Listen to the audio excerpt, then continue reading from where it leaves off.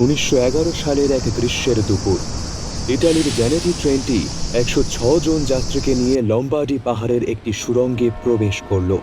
কিন্তু সুড়ঙ্গের ওপার থেকে ট্রেনটি আর কোনোদিন বেরিয়ে আসেনি। যেন পাহাড়ের সেই অন্ধকার গিলে ফেলল আস্ত একটা ট্রেনকে। ট্রেনটি নিখোঁজ হওয়ার ঠিক আগ মুহূর্তে ভয়ে ট্রেন থেকে ঝাঁপ দিয়েছিলেন মাত্র 2 জন যাত্রী। তাদের চোখে মুখে ছিল চরম আতঙ্ক। তারা জানায়, এক অলৌকিক সাদা কুয়াশা চারপাশ থেকে জাপটে ধরেছিল ট্রেনটিকে।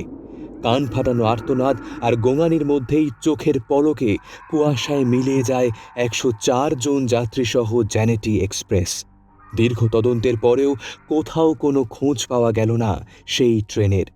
ঘটনার ঠিক 15 বছর পর মেক্সিকোর এক পুরনো রেকর্ডে পাওয়া গেল এক হাড় হিম করা তথ্য।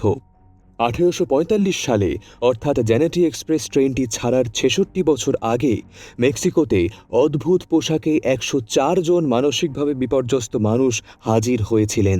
তারা বারবার দাবি করছিল তারা ইটালি থেকে ট্রেনে করে এসেছে। সেই সময় চিকিৎসকরাও অবাক হয়ে যান।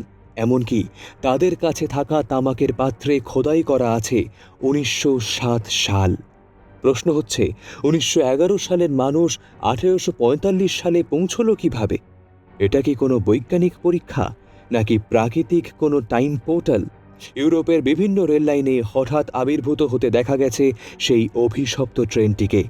একে বলা হয় ইতিহাসের সবচেয়ে রহস্যময় ঘোস্ট ট্রেন।